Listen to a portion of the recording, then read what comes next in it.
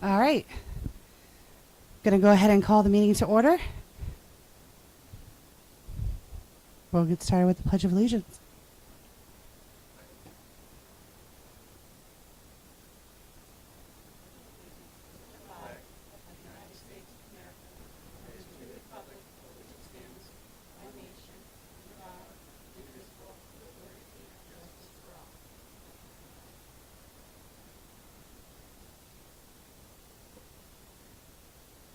All right, so we have a couple of agenda adjustments this evening.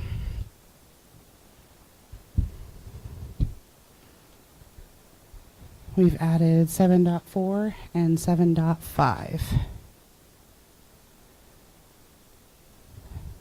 All right. 2.1, to approve the minutes of the June 11th, 2025 school board meeting. Discussion.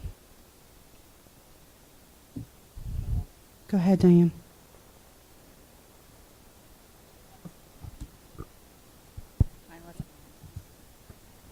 Turn it on.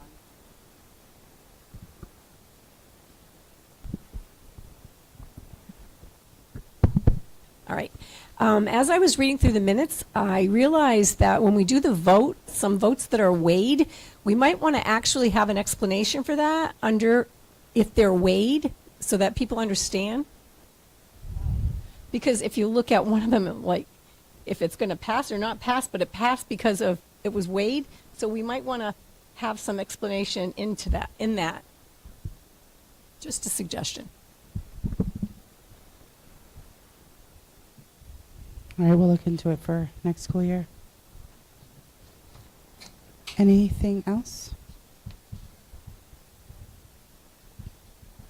All those in favor?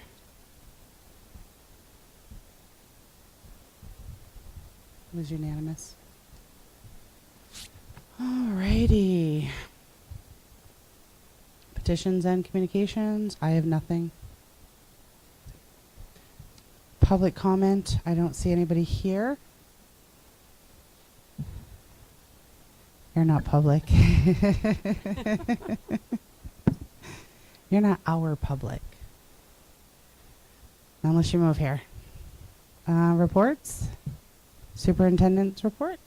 Yeah, so I just wanted to go over some things I sent out with your update.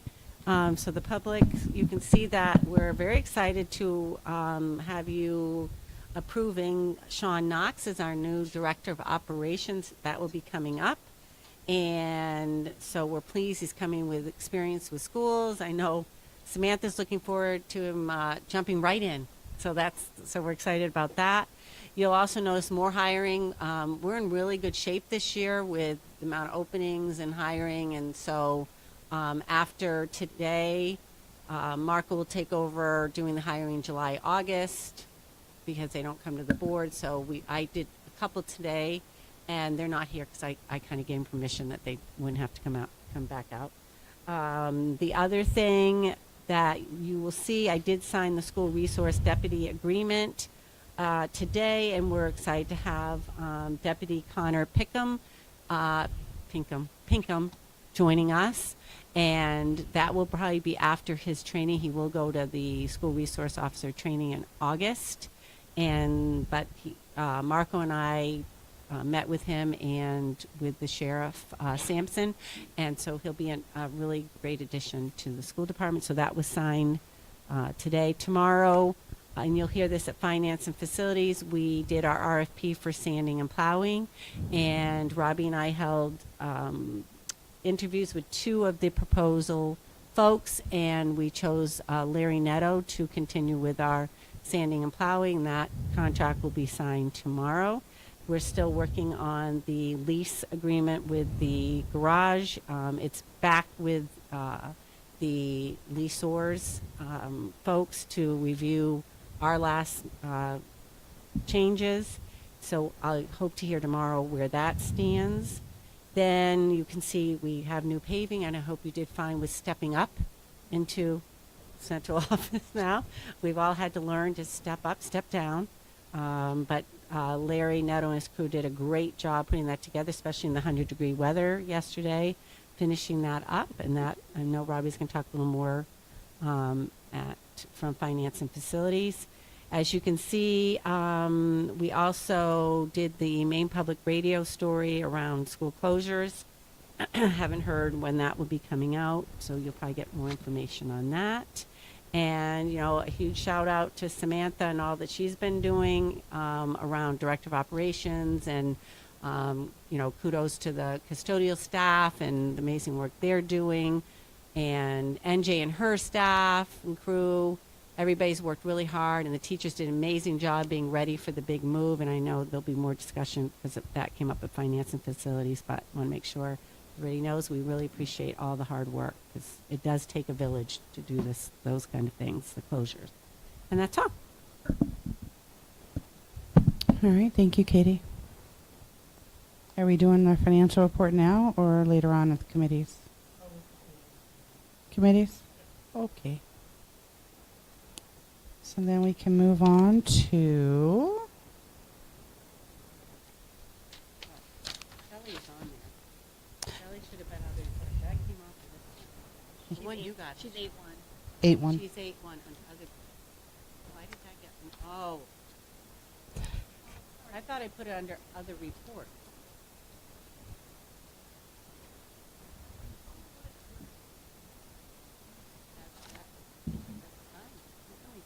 Okay. You and I had it under other reports. I think we had it under other business, but I don't know. Perfect. Right now my brain's fried, so It's I'm all on right. vacation, so I don't know. Are you on vacation? I'm on vacation. Yeah, leave it where it is. That's fine. Okay, we'll give you a break.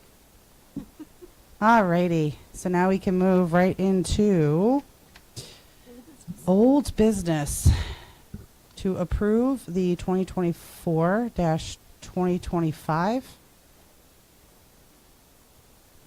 Nope, that's not right. It's not right. 25, 26. This is 25, 26. what happens You when and I didn't. this is what happens when Katie and I do it the Friday before I'm going on a 2-week work vacation. I was That's like, all right. I didn't pick all up. right. None of us picked up on it. We're gonna fix that. This all went out Friday and nobody picked up on it. And there I, you go. yeah, to approve the 2025 to 2026, so we will make that correction. RSU4 school budget in the amount of $23,136,171. So moved. Second. Discussion.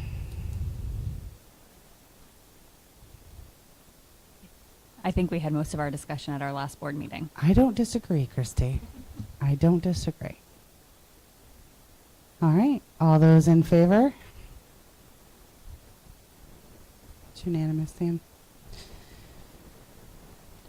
Okay, 6.2. I move that the vote entitled Vote to Call and Approve the Warrants for the Budget Meeting and the Budget Validation Referendum, and to authorize the notice of amounts adopted be approved in form presented to this meeting, and that a copy of said vote be included with the minutes of this meeting. So moved. Second. Discussion. All those in favor?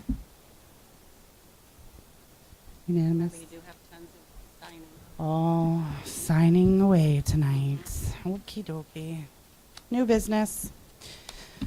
7.1, to approve a motion to elect Ann Thompson as a special ed teacher at Libby Tozier in the District of Regional School Unit Number 4, as recommended by the superintendent. So moved. Second. Discussion? All those in favor?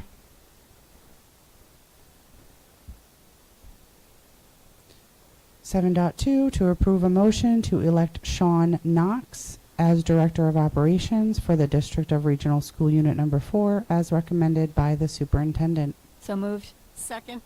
Discussion? All those in favor? 7.3, to approve the school physician Carol Mansfield, MD, under Title 20-A, Section 6402-A, School Health Advisor. So moved. Second. Discussion? All those in favor? 7.4, to approve a motion to elect Jennifer Waite as an RN at Carrie Ricker School in the District of Regional School Unit Number 4, as recommended by the superintendent. So moved. Second. Discussion? Yes, I have a discussion question. So does this bring us to 2 RNs or 3 RNs in the district? 4. 4. So all Every school will have an RN, So we're yes. no longer using the LPN model. Correct. Okay. Any further discussion? All those in favor? 7.5, to approve a motion to elect Casey Garrettson as an 8th grade ELA teacher at Oak Hill Middle School. So moved. Second. Thank you. You guys don't want to hear me talk tonight, huh? Discussion? All those in favor? All right, Shelley. 8.1, other business. Shelley Mogul, Director of Curriculum Assessment and Instruction, sharing district student data with us this evening. So let me just get connected. All right.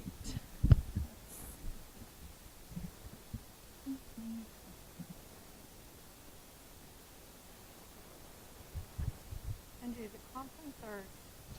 Okay, thank you. I always forget.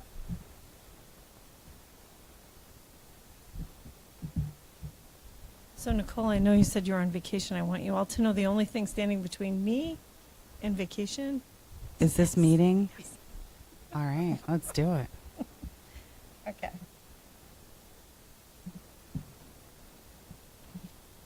So I'm very excited to bring this data presentation to you tonight because, as you may remember, when we talked about data earlier in the year, I was a science teacher.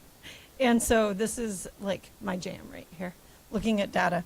And so I've been working on getting it all together for you. I think it'll be digestible and not too overwhelming. But I did want to start with a few reminders.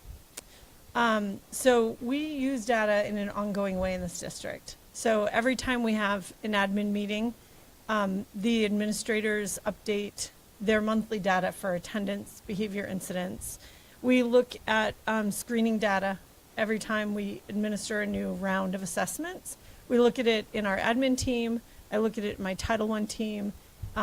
Teachers look at it in their building meetings. So even though we're here talking about end of year data, I want to make sure you know that that's something that happens all the time, all year long. We use it for a lot of reasons.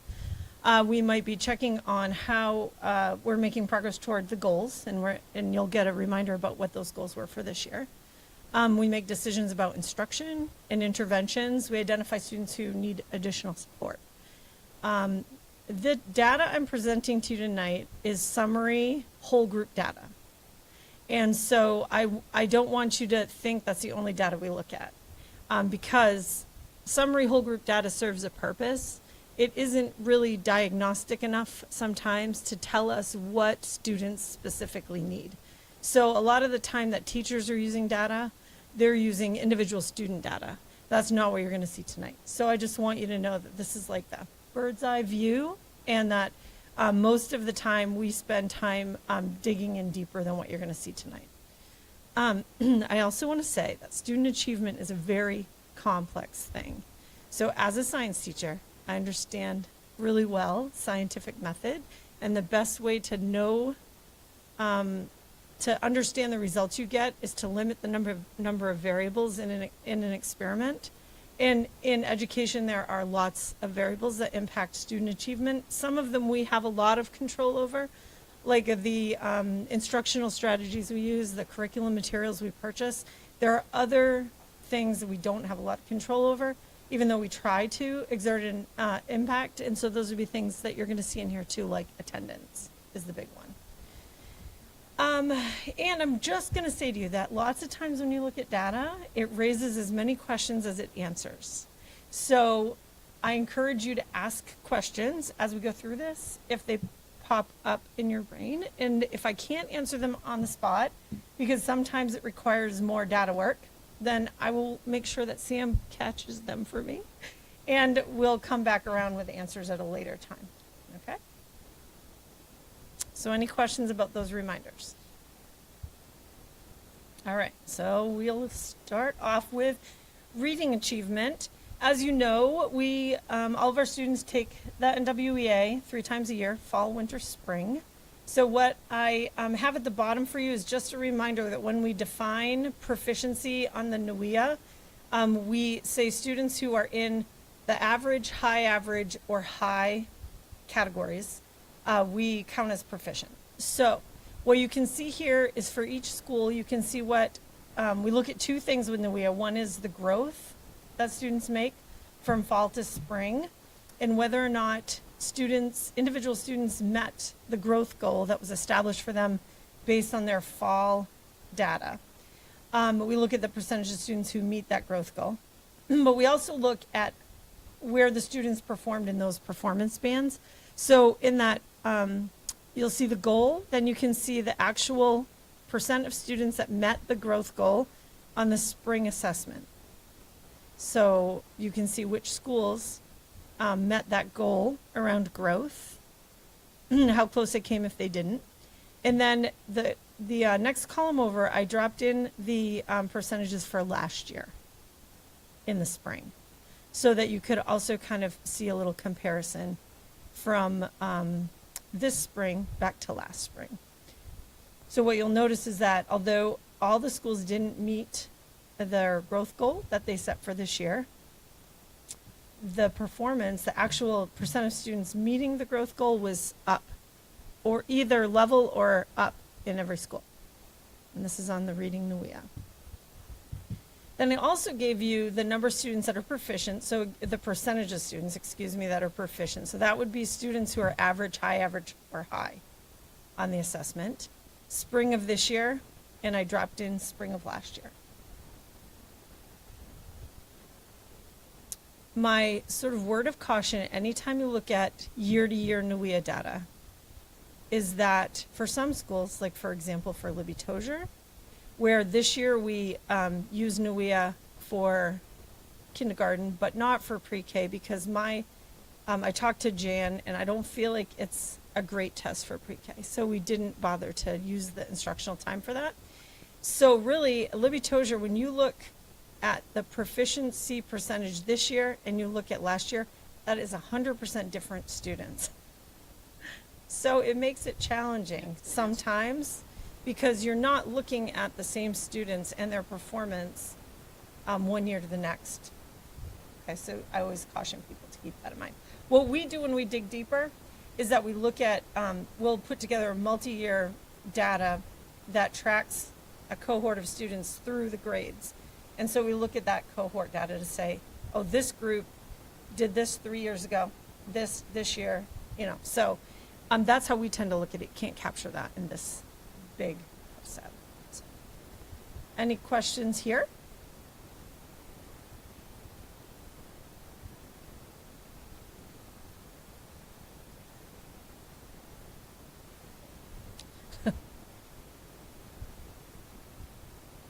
point Oh, there you go.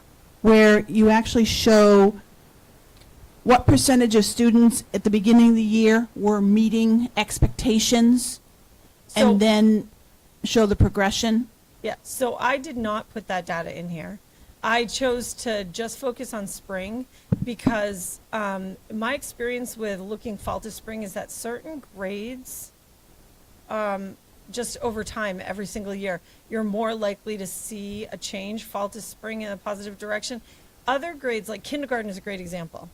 Kindergarten students come in, there's a very big disparity in terms of the knowledge that incoming kindergartners come in with, depending on whether they've been to pre-K or another preschool, and sort of what environment they're coming from. So I usually find with kindergarten that fall proficiency data is higher than spring. And so there's like wonky things like that when you look fall to spring. I didn't put it in this chart. I could put it together and send it to all of you, but I didn't include it tonight. Because this is where, when we look at spring, that's when we say, okay, so what does this mean as we roll into next year? You know, for planning as students move to the next grade. Like, this is the most relevant data right now. So that's why I only included spring. Christy? I wonder, I'm not sure that by building gives us an accurate picture. I think it would be way more helpful to have some of those bands so maybe we're looking at like, Oh, you mean multi-year, like looking at a cohort across yes, time? because Yes. the way that our schools were for this school year, Libby Tozier is 100% new kids. SPS would be 50%. Carrie Ricker would be 50%. The middle school and high school would be 75%. Right. So In it's terms really of the consistency. the consistency in the data. So really, population, it yeah. doesn't give us. It gives you an accurate picture snapshot of the Right kids that now. are there right now, but like to compare spring 25 to spring 24, that's not fair. So, right, that is true, except that the one thing you can look for oftentimes is if you have an issue in terms of the curriculum you're using or the materials that you're using or instruction, you can see that year over year, even though it's different students. What you're not controlling for, obviously, are the characteristics of the individual students in the school in that year. So you're right. Yep. We've had some people in the community that do their own research using the main system. Using probably the ESSA dashboard. Yep. And the stuff they pull up is usually compared to the whole state. Yes. And I think it might just be helpful for at least us to have that information for when someone brings that to us, Yep. that we can say, yes, I've seen it. So comparable districts or the state data. I think I like comparable, but that's Yeah. just me. So the challenge with ESSA dashboard is here's one challenge. One challenge is that, like, for example, we have our spring 25 data, but the most recent data right now on the dashboard for the public is 23, 24. Okay. Okay? And the only data in the dashboard for assessment data are the grades that take the state assessment. So that would be grades Right. 3 through 8 and 10. So you absolutely can look at, like, I can pull state data. Again, it would only be for last year at this point. But when it comes out, we could take a look at it. We always just have to remember that, like, so like Libby Tozier and Sabatis Primary, there wouldn't be anything comparable because those grades don't take the state assessment. So, yep. And there's a unfortunate delay in the current year's data getting into the dashboard.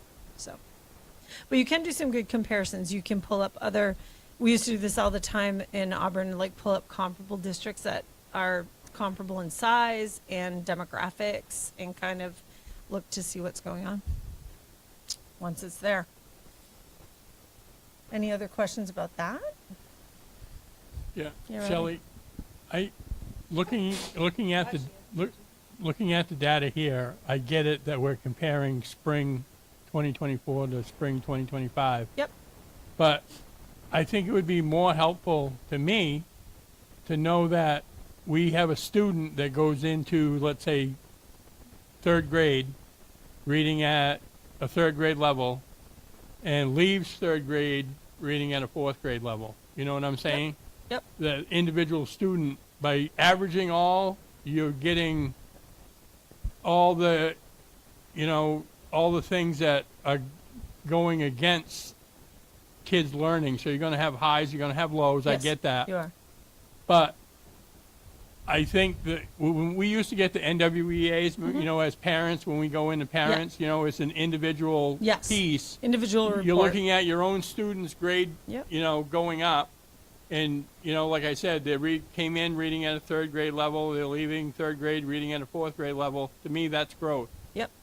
But by averaging them all, and I get why we do it, because it's just easy to look at. But there's just a lot of Nuances. that Yeah. go into it Yes, you're right.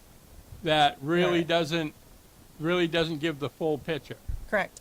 That's why, as I said in my reminders, we always take a look at this level of data, but it isn't what helps us make the best decisions. So we do exactly what you're talking about. So we have data walls, and our individual students are on there, and we're charting their progress in all of the assessments we give, because we also give more than NWEA. We Right. have classroom assessments. Yep. We have another data set I'm going to show you in just a minute. So that's how we look. We look student by student, and that's the best way to make decisions in the classroom to best impact students. It's just that kind of data would take us like 4 because days. If you knew that all the students going into Mrs. Smith third grade, when they left third grade, weren't reading at the level, there's either a curriculum problem or, you know what I mean? Yeah. They're not It's getting. still really hard to Yeah. diagnose the exact problem. Right. And what happens in the fall is that the teachers receiving new students are going to spend time with the spring data, not at this level, but Yeah. at the individual student level. And that will help them to inform their instruction right out of the gate. So. Yeah. Okay, so what I wanted to do with reading achievement in particular is I wanted to share with you a different data set, because in primary grades especially, like in K1, there are some very specific foundational reading skills that students work on, and NWEA doesn't give us information about those discrete skills. So we use a second assessment that's called DIBELS. And so this assessment is using kindergarten and first grade. And in kindergarten, the assessment is assessing students' ability to do letter naming. So they see the letter, they know what the letter is, letter naming fluency and how many letters they know. In grade 1, it's a nonsense word fluency. Now, a nonsense word is a word that's just what it sounds like. It is not a real word. But having students read nonsense words tests their ability to to sound out a word and know the sounds and say it even though it's a nonsense word. So those are the two assessments, and I wanted to share this with you because this is where, when we looked, the title group looked, we were like, wow. So the percent of students at Libby Tozier in kindergarten who were proficient on letter naming fluency this spring was 54%. And at SPS, 38% of the first graders were proficient in nonsense word fluency. You can see last year's percentages. Okay, so this is actually a place where, let's see, last year's kindergartners, it's assessing, it's going from letter naming fluency to nonsense word fluency, but you can see that cohort of kids on DIBELS last year, 16% were proficient. At the end of this year in first grade, 38% were proficient. So that's an example of a place you can look at a cohort. But these are significant increases year over year. I looked at spring of 23. Those percentages were very similar to spring of 24. So I believe, in talking with the literacy coaches, I believe this is about our use of a couple of particular curriculum materials. One is Hegarty, which is like a daily, very short lesson around phonemic awareness, letter sounds. And the other is Really Great Reading, which is being implemented very much with fidelity in our primary teachers. So I wanted to share this because it's a good example of how, if you only look at one data set, you don't get the full picture. So, and this is very much more diagnostic. This is the data that kindergarten and first grade teachers use to identify students for intervention. Okay. So then we move on to math, and you'll see a similar data set to what I did for literacy. So we have NUIA data, and again, you can see the growth goals for each school, the actual percentage of students who met their growth goals, and then you can see the percent of students that are proficient this spring, whole school compared to last year. And obviously, the questions you raised about looking at whole group data is going to be the same here as it was for literacy. I have a question. Sure. So as a school board member, Mhm. my assumption is I would be using this type of data to determine where are the gaps, where do we need to focus, what do we have for resources that we can move around and Yes. focus where the greatest need is. Correct. I'm struggling with how this or the previous one really show me that. I feel like it like Robbie said, I don't often agree with you, Robbie, but Yeah, I agree with you this time.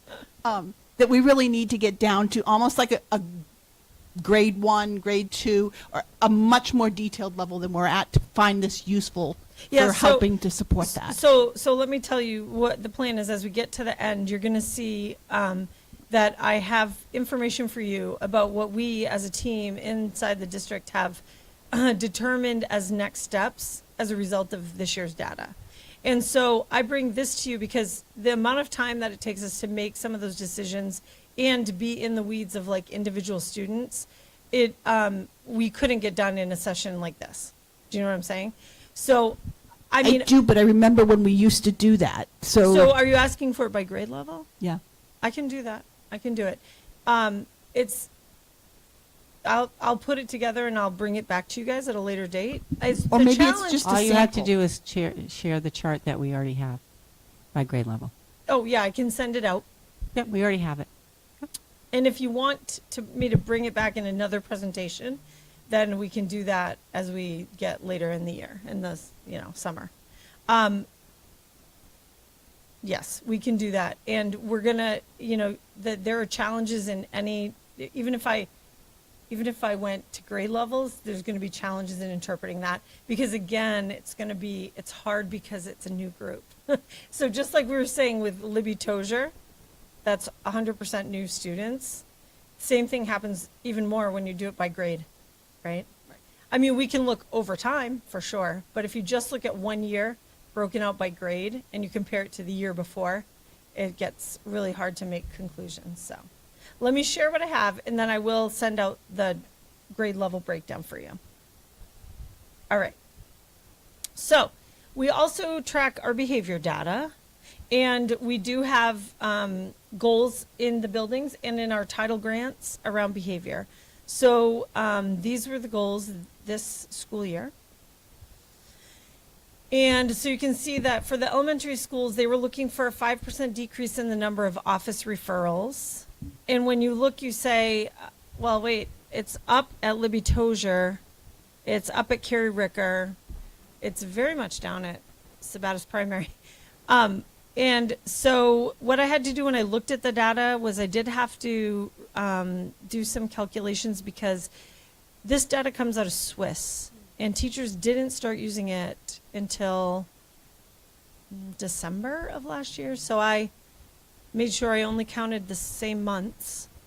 And then the other thing that's challenging when you set a goal around a number of referrals is that if teachers are putting more data in Swiss, it's going to result in more referrals, whether there really were more behaviors or not.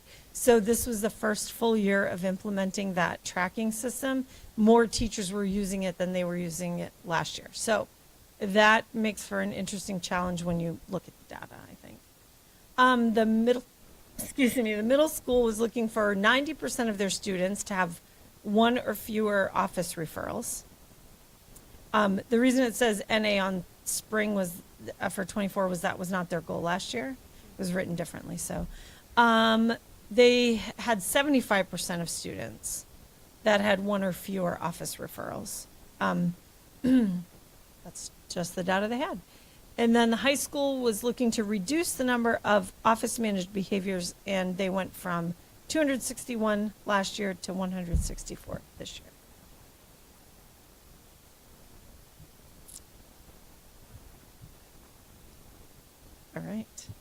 Seeing no questions? Yes, questions? Go ahead. I see many decreases. Is there, have we had feedback from administration why they think that's the case? I know when my district I worked for, when we started PBIS, we had decreases in office referrals, but we also had unhappy teachers because some of them, because normally they would send the kids directly to the office. Yeah. And it could, it was no longer something they had to deal with. Right. And having PBIS, they had to go through the strategies. So I'm just I know curious. that the principals have done a lot of work having conversation about what you're talking about right there. Like everything that happens in a classroom doesn't warrant an intervention on the part of the administrator. I think that they all feel like they've seen improvement in the number of behaviors they manage, whether it comes out in those numbers or not. Like, for example, Libby Tozier, we drilled down, obviously beyond this right here. There was a really a small number of students that had a lot of referrals. And so then, again, when you're looking at total number of referrals, that kind of situation impacts your total number. So, but they all anecdotally report that they feel like it's had a positive impact and in terms of behaviors in the building. So this data point, it would be helpful to know whether or not like staffing strategies. So for example, there was a pretty significant staffing strategy at SPS with the splitting of the resource room and behavior room from 2024 to 25, which is something that the school board supported in the budget. Also with the Dean of Students and thinking about Dean of Students at Carrie Ricker. So this type of data, it would be helpful for us as we're thinking about budgets and where to support staff lines to know if those like personnel or even like student strategies that we've invested in are making a difference. Yep. Robbie? How many of those students are repeats, do you know? Which of the goals? You mean in the 109 referrals at Libby Tozier? I don't know. I didn't pull it that way. You can like run a report inside Swiss where you like you want the number of students with a minimum of 2 referrals. And there isn't a nice way to export it out. Yeah. So I do know that it presents it in a list and it goes anywhere from 2 to a lot. Yeah. But I don't know of the total number, how many are repeat offenders. No, sorry.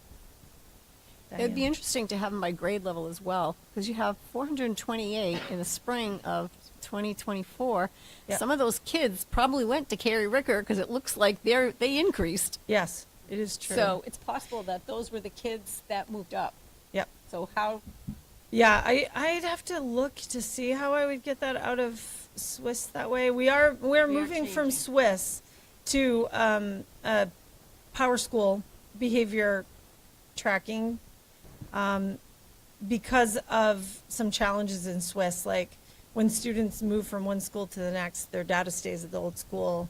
And like I have to put new students into the school every year, or I did this year. So it was making it hard to pull the data we wanted. So we're moving over to Power School plugin so that it should be easier to get exactly what you said. yeah. I mean, what is hard with this, okay, everybody is not the same, right? So Right. there are teachers that put a lot of data in, and there are teachers who don't put any data in. There are principals Oh, yeah, in that Swiss, right. correct, So what's hard with incident reports Yep. is really it's personal to the principal in the sense of what is their staff expectations, who's putting what in, how are we tracking it. What they all do is they work in their teams to look at their data. Yep. So they know, so it's hard when you even look grade I to know. grade, or because you're right, that, or school to school. What's most important is know that they are weekly looking at this data, talking about the students, looking at the incident to determine which teachers need extra support, like our PBIS coach. Which teacher might need extra support to go in, which students need certain plans, and they do a lot of celebrating. So you're seeing, like you said, big picture, because we're just showing, we're showing you the big picture of things. Yeah. And then, right, when they come and do their goals again, we've talked about that. Is the goal matching what the outcome is? Like, they all did their PBIS surveys this spring, which I'm sure Tracy's going to work to post Yep. online on the website. I think And those they're- were yeah. excellent surveys around how teachers feeling support and whatever. So, but it is hard. You're not comparing apples to apples to apples to apples. It's Yeah. all, there's so, as you said, there's so many variables, and that's the challenge of, but, we report on our goals. And that's why Shelley chose the school. It's a school goal. Yes. It is not grade level goals also. So there are dynamics on it. Yeah. But we looked at it, like I said, we have a chart of all the grade levels. We do what you asked. What's second grade look like last year? What does it look like this year? In third grade, how many? So we have all of that, yes. So we can share. Right.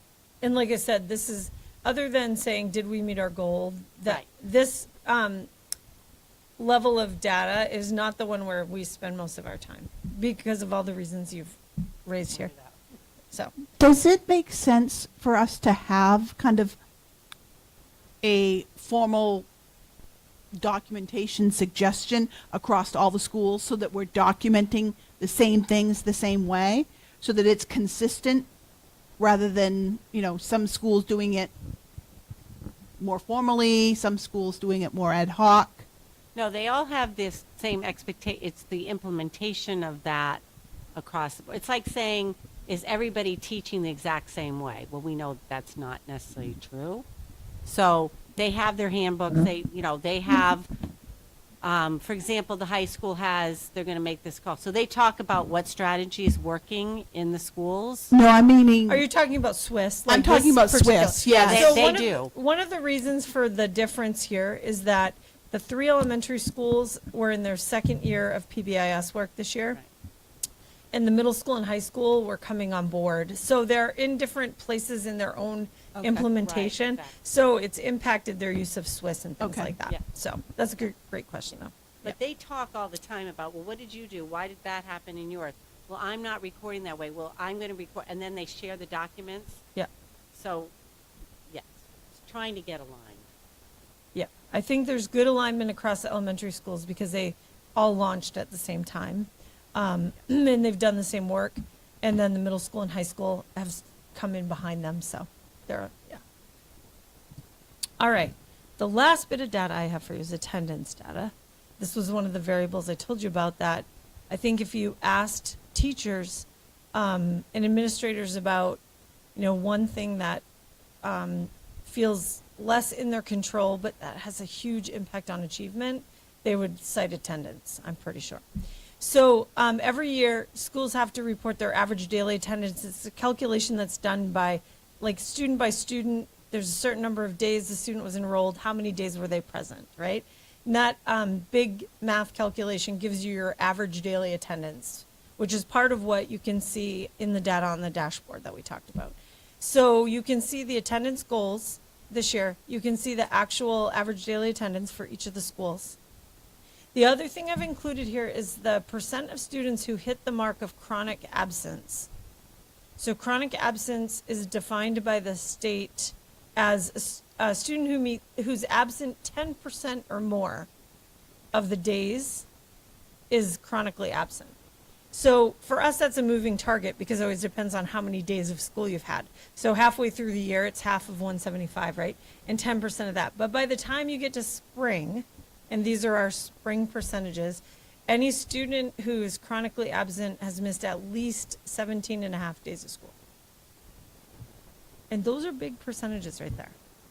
So, and it doesn't mean that all of the students are, I think a lot of students who just barely hit that 10% mark are absent periodically, but over the year it accumulates. And you realize, wow, they've been out 17 and a half days. And for most students, that absolutely has an impact on achievement. So what I don't, the kind of data we would look at on a data wall would be to take an individual student, chart their achievement on the assessments, look at their behavior referrals, and add in their attendance, right? That's how you get a full picture when you're looking at individual students. This is just big picture, but those are, there's a reason that people feel the pain of student absences because those are pretty high numbers. So, Shelley, Yeah. does that include excused absences? Because I wonder if we were chronic to- absence is not about whether it's excused or not. It's just about being absent. Okay, so this Yeah. includes kids that go on a week-long vacation Yes, after April it vacation. absolutely Okay. does. And the average daily attendance is just, doesn't matter either. The only time the excused or unexcused comes into play is when you're looking at whether a student meets the threshold for truancy. So, yes. So we're looking at 24, 25, and I'm just wondering how much of that could be contributed by the bus problems that we had. This is all this year. Oh, that's this I year, didn't, yeah, 24, I did not 25? pull last year's average daily attendance. Okay. I don't know why, All right. but I didn't. Yeah, that'd be interesting. I do know that when Yeah. I was putting this together and I was looking at Libby Tozier had 95% goal and they were at 91.4 and I was remembering that we had quite a stretch at Libby Tozier this winter where we had lots of kids out. Like you have to, if you have a certain, yeah, if Yeah. you have a certain percentage of students absent, you have to send a report to the DOE. I had to do that a lot of days at Libby Tozier. So those kinds of things come into mind when I look at this, but. So does the average daily attendance include excused absences? It does. Mm. Yep. It literally takes for every student in the report, because NJ knows she's seen the spreadsheet, it pulls the student, it pulls the number of days the student was enrolled, and then the number of days they were present. So. Yeah. And that's the way it has to be reported to the state. It doesn't matter to them whether they're excused or unexcused. It's literally about the percent of students that are in your building on, daily, like on an average. Yeah. Okay. So, this is where we get down to some of the work we've been doing, the conversations we've been having over the year, and what we're looking at for next year. So, it looks to me like traditionally in this district, the goals about achievement have been about growth, which is super important. Because sometimes if you are looking at your proficiency percentages, like if I go back for a minute to this, this chart right here, right, that shows the bands of performance. When you only look at proficiency, what you miss is students who maybe have moved from like the lowest percentile category up to low average and have made good growth in the year, right? So when you only look at proficiency, you miss growth. But the flip side of that, is that when you only look at growth, you don't have an eye on proficiency either. And so what I said to the coaches, and we've talked about it in the administrative team, is that I think we need to have a goal for both of those. And so the principals are working on those based on this year's data. Next year's goals will say, here's what we hope for in growth, and here's the proficiency percentage we're shooting for. Because with one and not the other, you don't get a full picture. We talked about having, like lots of times, because we do give the NUIA early in the fall. It's not far into the school year that we give it. But we talked this year a lot about, why don't we, maybe on the workshop day, have a time in which teachers are looking, like grade 2 is looking at the grade 1 spring data. And really, because what typically happens is that your spring data is higher than your fall data, right? Because of summer slide, yeah. So we had a conversation about making sure to get that this spring's data at an individual student level or grade level to the teachers that are going to work with those students before we even give the fall assessment. I will be bringing to my CAI committee in the fall a proposal for multi-year curriculum review, because there have been some curriculum purchases because of ESSER and things like that, that's kind of put things out of a flow of like every 6 years, every whatever years. So I will bring that proposal to the CAI, but we will be looking at, I think we're going to try to do a formal review of, we've got to do math soon because that contract's coming to an end. And I want to do a review of literacy curriculum as well. Yay. So that's on the docket for next year. PLGs, which is professional learning groups, those are the grade level teams or other teams that work together to look at data and make decisions about instruction on Wednesdays. We've talked a lot about kind of reviewing and revising that process so that there's a clear structure, there are protocols, they're, maybe looking at their grade level data, identifying questions, and then working to answer them. So we're going to do some work toward the use of that time in PLGs. Establishing regular district attendance meetings. So Brian did, I was talking to him and I told him this idea, and Brian pulled together a group. Here's what happens with attendance. Sometimes it's a family issue. There are multiple students in different buildings, all struggling with attendance, and they're getting contacted by the principal from each building, and that is not always the most helpful way to support a family that's struggling with family-wide attendance issues.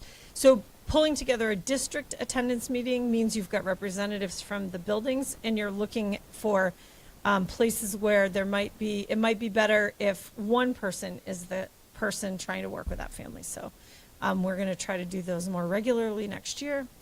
We're continuing our work with PBIS. We're talking about interventions. I had a conversation with Marco about there's an interventionist position, a teacher, at the high school, and we were talking about needing to really talk about how to maximize the impact of that person. Middle school is adding win time, which is what I need time, and they're doing an amazing job of planning that so that students are getting exactly what they need for support, and it's a built-in time that allows them to get those interventions.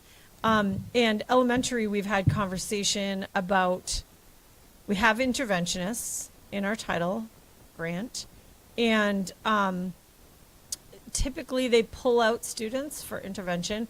We are talking about whether there are certain grade levels where it might make more sense for them to push in and work with a small group of students in the classroom. Because the challenge with interventions is you pull students from instructional time to give them interventions, and that doesn't always help in the way we would like it to. So we're having those conversations as well.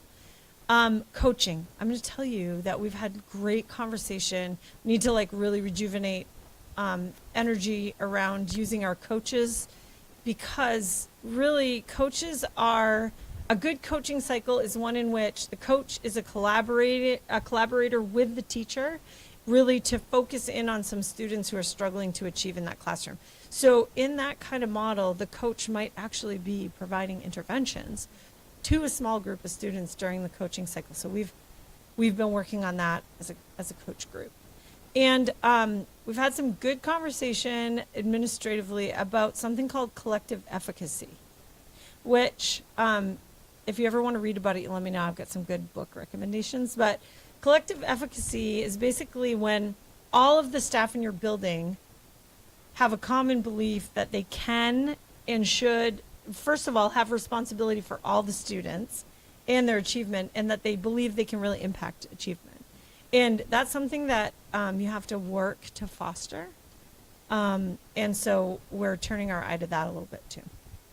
I do want to say, in terms of Title I, because obviously my title grant has interventionists in it and it has coaches in it. And you now know that we've lost both of our literacy coaches because Becky D'Alessandro has left to go to a different district.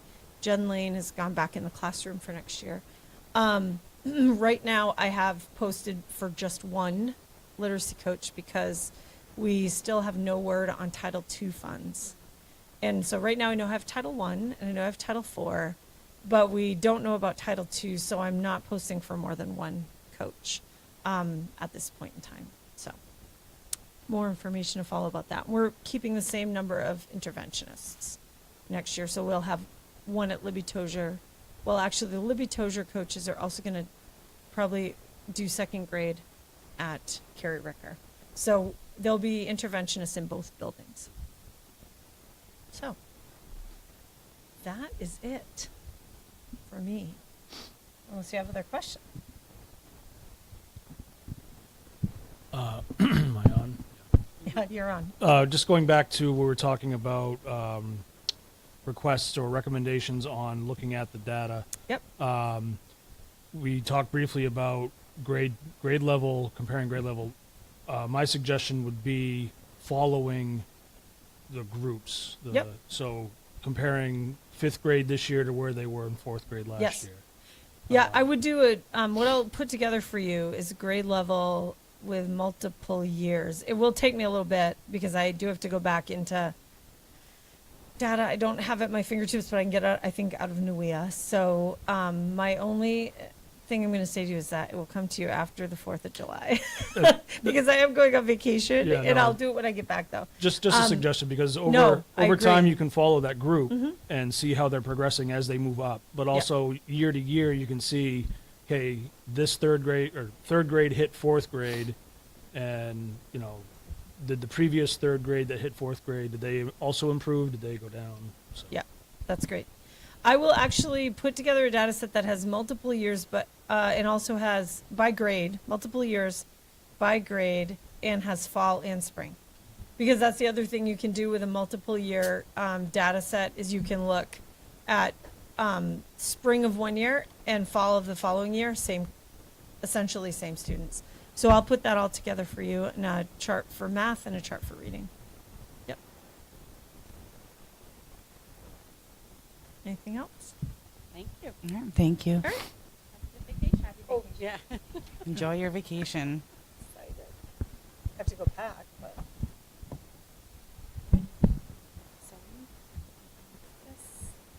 On to our committee reports, finance and facilities. All right, I'll start with finance. All these numbers come from May 31st. So on May 31st, 91% of the school year was done. On the revenue side, we had received 89.64% of revenue, and we have expended 86.26% of the budget. And looking at the end of year, we're going to have to transfer some from cost center 1 and 2 into the maintenance. That ran a little bit over, but I'll talk about that when I talk about facilities. Let's see. That was about it. We're on track from where we were last year, within a few percentage points, so everything will be done in 3 days, Sam? Yeah. All right, back to the facilities. A year-end update on projects that we've done. Some floors at Libby Tozier, more to do. Some groundwork out here out front in the parking lot, and at Libby Tozier, the sewer project. They're coming to look at that. They looked at that today. And some AD work at Libby Tozier that we had the grant for. Yeah. Yep, those funds there, so that's moving along. The SPS move update, moving's going good. Everything is basically just about out of Sabatis and into the gym at Libby Tozier and Carrie Ricker, because we're still doing some floor work there, so we're not going to move that stuff into the classrooms until the floors are done. But everything's going good there. Sam's really happy with the progress on that. And basically, we're going to walk through Sabatis with officials from Sabatis and, see whatever it is that they might want to keep and put everything else in the gym for the yard sale.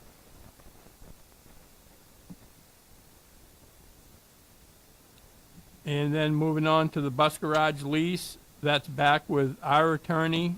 Their attorneys looked at it, our attorneys looked at it, we've passed it back and forth, cleaned up some language and some things that we're looking at. So we're waiting to get the final back and the clean back from our lawyer. So that's where that stands. And the plowing contract today, that was out to bid, and we had 3 proposals. And we brought 2 of the proposals in, and we talked to them and went over equipment that they have, went over scenarios about, making sure that they can get the work done that they do. And Katie said who we decided on, Larry Nadu, who has been doing it now. So that should be a pretty smooth transition, but we did our due diligence. We looked at it, put it out to bid, and that's who we decided on. That's it.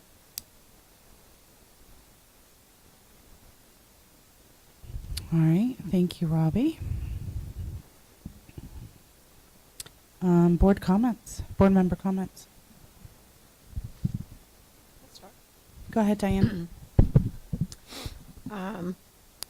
First of all, I'd like to thank Katie for all she's done for our district and moving our district forward. And I look forward to working with Marco. I appreciate all the work Sam has done too.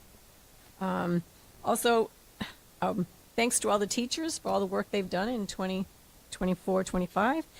I'm sad to see some people leave. Dana, Toby has retired. I was sad to see so many resignations, but some people just choose something different, and that's okay. And I think we've had a really great year, and I think our district is really moving ahead in a more positive light. Okay, thank you, Diane. Anybody else? Christy? I also want to publicly thank Katie, wishing you the best on your next adventure, and thank you for giving to so many kids in Androscoggin County, not just the kids here at RSU4. Go ahead, Teresa. I know we posted the important dates, public hearing, the voting, so encouraging voters to come out to vote and to attend the public meeting if they have concerns about the numbers, to come there and express them and work with us so that they are happy with what they would be voting on. Okay, thank you, Teresa. Anybody else?